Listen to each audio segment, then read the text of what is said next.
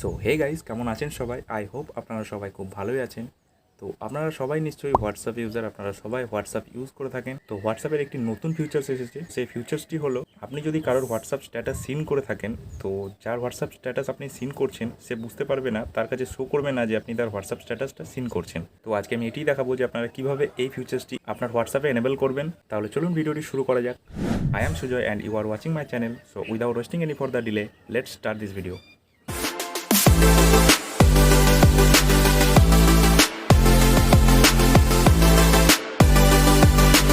So first of all আপনারা হোয়াটসঅ্যাপটা open করে নেবেন।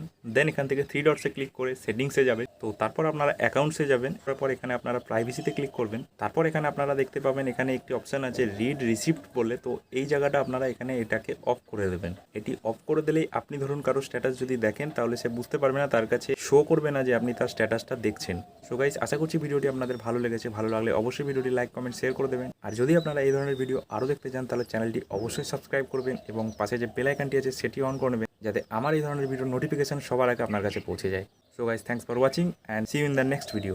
বাই।